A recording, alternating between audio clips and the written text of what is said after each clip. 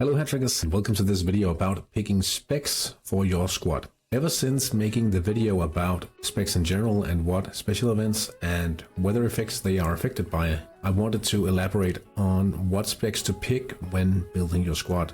Even though there's no perfect setup, I would like to try to rank each of the positions and specs accordingly, and then from that move into context based on my team in Denmark, Kalve HCF, and the cycle that they're building, because you are always affected by circumstances and a situation when picking specs for your squad. So let's move on to some general ranking of the specs. Let's start out with the goalkeeper. So the only spec I really value for a keeper and would ever pay extra for, perhaps a little if I had the money, would be the unpredictable goalkeeper.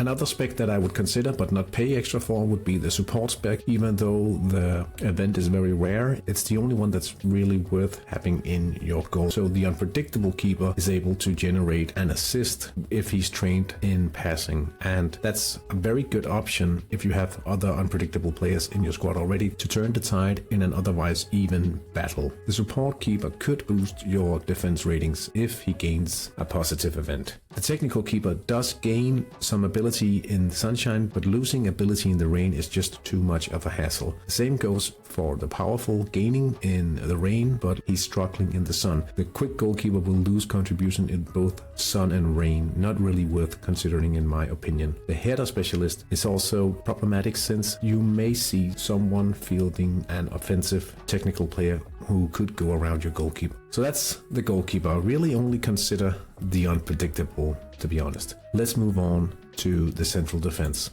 In defense, my top pick would be a powerful defender. The reason I like a powerful in this position is the fact that he could potentially double as a man marker and offensive central defender, and perhaps even a PDIM in certain situations. Pretty good choice in my opinion. Another okay choice in my book would be the header. I'll just list it slightly below here, along with the unpredictable defender. Now, the unpredictable defender can produce an assist just like the goalkeeper. He could also produce a dangerous opportunity for the opponent. The reason why I am lining them up at the same priority is because this is to boost the amount of headers on predictable players depending on the rest of your team. Technical defenders can actually produce a quite rare event with the non-tactical counterattack, and you could also consider these at the same level. The quick defender is prioritized along the header and the unpredictable simply because of the utility of being able to block quick events. It's quite common to see quick opponent players, and you'll be able to counter these one-to-one or even just having a chance of countering a quick event if the defender is not placed directly opposite the offensive opponent. Technical defender is rated lowest in my opinion, simply because it brings no defensive utility, but it does have a chance to produce a chance where it converts an attack into a non-tactical counterattack. The chance is very low, however. So that's the central defenders. Let's take a look at the wingback. My top pick at the wingback is actually an unpredictable wing, simply because it does boost the chances of getting an offensive chance from your unpredictable players, and there's no drawbacks in weather conditions. There is a small chance that a failed attempt at an assist will give the opponent an attack, but in my eyes it seems to be the most sound choice unless you have a lot of money to build your squad with. If that's the case, you could treat a quick wingback the same as the unpredictable. Powerful is rated quite highly here, but I wouldn't suggest having more than one powerful player for your defensive chain, but I'll still rate it up here. You could also use the back position to boost the number of headers in your team, and while it is a little risky, just like at the center back, it's a risk worth taking in my opinion, simply because a lot of teams do not play with offensive technical players due to the danger of being man-marked completely out of the game. The technical player, of course, able to produce the event, but it's quite rare, so I will place it all the way down below the header and the powerful wingback.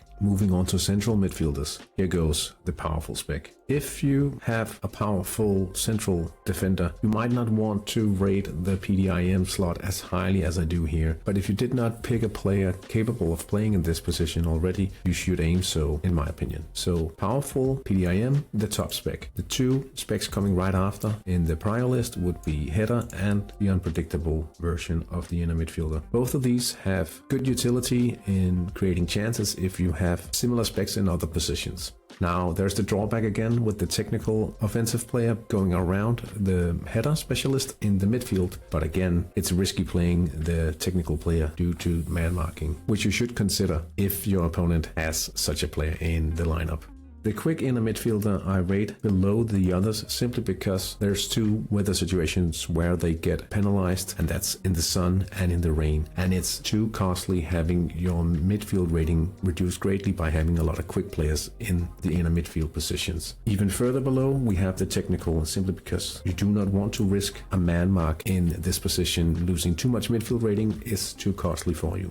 Moving on to the wings. It's very popular to have a quick winger as your main choice, and I would agree with that if you have a lot of money and you have the ability to buy perhaps an extra backup winger if you run into some sun or some rain. Alongside the quick wingers are the unpredictable, simply because they have a good opportunity to produce extra chances if they are trained more or less in the same way as the quick winger, but there's no drawback in weather situations. If you have a lot of headers, you might even want to consider a head specialist on the wing. I'll place it just below, but if you have a lot of head specialists, it would be just as strong, in my opinion, as the other two. I wouldn't consider the powerful winger very often, but I'll still place him below the unpredictable spec here. And again, even though they are not the primary contributors to midfield rating, I wouldn't want a very strong winger being man-marked simply because he's a technical player. So that is weakest of the regular specs, in my opinion. Now for the forwards. You see me just rushing down to the powerful icon here once more, because the powerful normal forward is by far the strongest forward for a traditional hat-trick team trying to win midfield dominance and winning the matches by having more chances and scoring than the other. The reason for this is the opportunity to convert a missed opportunity into another attack and scoring from this opportunity. For the rest of the specs, what matters most is what other specs you have. So I will actually rank header, unpredictable, and quick alongside each other. Below them, the technical player. The only reason you'd want to place a technical player higher is if you are training for international play where you can't man mark. But otherwise, getting your star striker man mark simply because he's technical is too much of a drawback, in my opinion. So here we do have an overview of the rankings of the specs. In hat-trick, you won't be able to just pick off your favorite specs for all of your positions unless you're very lucky and very wealthy, simply because the players may not be available when you want them, or you cannot afford to have all of your desired specs. So rather than just leaving a sort of ranking of all the specs, I would like to show you an example with my team in Denmark, Kalvehave CF, where I'm doing a cycle training concept. And because we have a few given players initially, the next logical choice, in my opinion, for the other positions will be a little easier if we can actually get the players we are looking for. In my team in Denmark, Kalvehave CF, I was lucky enough to get two pretty good head specialists in Lisau and Hauge, and a very strong, powerful inner midfielder, Åstrup, for my homegrown build. So these guys are the core players of the build. Now for this build, I can train a total of 6 core players. The 3 additions will be half-baked, and 2 of these will be wingers. Initially, I had plans to include a unpredictable and a quick winger like this. The reason why I went with 2 different specs was of the options presented to me, but I do realize that in my perfect world, this player would have been unpredictable. Now, as it turns out, I was only able to sign the quick player of the half-baked players, and I wasn't able to sign the unpredictable. Instead, I found a head specialist, meaning that the circumstances for the build has changed somewhat already.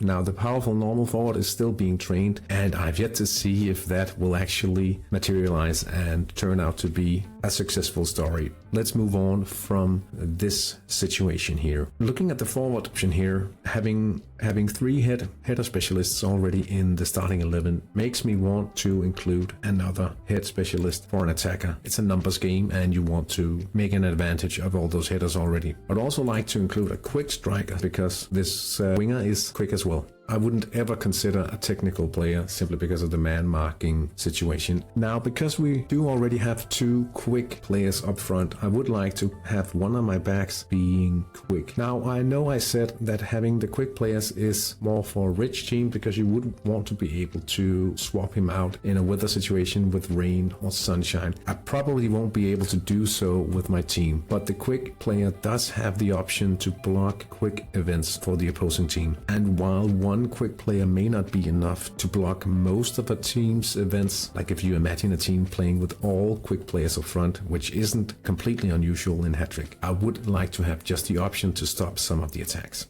I would like a powerful defender also capable of playing as an offensive central defender, trying to boost the midfield rating in situations where that may matter. Finally, I would like to add a head specialist for the other back, because I would like to be able to boost numbers for that specialty. In goal, I'll probably end up with a speckless keeper, but if a perfect player shows up and a perfect price shows up along with that player, I would of course consider an unpredictable keeper. I'm fairly sure that it'll be a speckless goalkeeper for my build in the end. Now there is a few things to consider for backups here, and if it was possible to find some sort of a backup, it could be a hybrid inner midfielder, perhaps an inner midfielder towards the wing. I would actually look for a quick player to double in this role, simply because the powerful defender could perhaps play in midfield should we have an injury or a ban. Finally, another defender, which could be any spec really, even though it wouldn't make much sense to bring in an unpredictable defender, simply because he wouldn't be able to produce much numbers. But it would make sense to bring more unpredictable players into the team if I manage to find an unpredictable keeper. This all may seem very circumstantial, but imagine starting out with 2 unpredictable inner midfielders for your core players in your homegrown team. You would have to build your team quite differently, at least in some of the positions. Now, some people like to play extreme counter-attack, and it is an extreme tactic, and I wouldn't recommend it for most people, simply because playing extreme counter without taking your midfield into consideration is quite predictable. It could be hard to play against, but it is also predictable for any opponent to set up against. The special thing about the counter-attacking tactic is the quick specialist, simply because if you have a counter-attack level of divine, fielding 8 quick offensive players would boost your tactic levels by 2.8 levels. Now, it doesn't make sense to field all those offensive players, simply because you wouldn't be able to produce the base counter-attack level without players on the field. But if you place your quick players like this, you have 6 players capable of producing an offensive special event, and you are able to boost your base counter-attacking ability. Meanwhile, your defensive players are also capable of producing an extra chance, simply because they are all unpredictable, which would be my favorite in this situation. Do mind though that quick defensive players also negate that bonus to the counter-attacking level, but it's only possible to negate the bonus, not base levels of the tactic level. Now, I will be completely honest here, I don't know enough about long shots or other special approaches to do a special slide about those tactics. Luckily, there's no pristine setup for specs in the game, and they will always be depending on your situation, on your opponent, on your wallet, and what you are able to potentially bring up from your academy, as well as what's actually available in the transfer market once you're going shopping. So this is my take. And I'll be honest, it was a lot harder making this video than I anticipated, simply because of all the circumstantial and situational things you have to take into consideration from the transfer market, from your own failed planning, I realize, and obviously what comes through from the academy. I hope you liked this video, and feel free to post any configurations that I didn't think about in the comments below. Thank you so much for watching. I hope you have a great time building your squad in Hat-Trick. See you.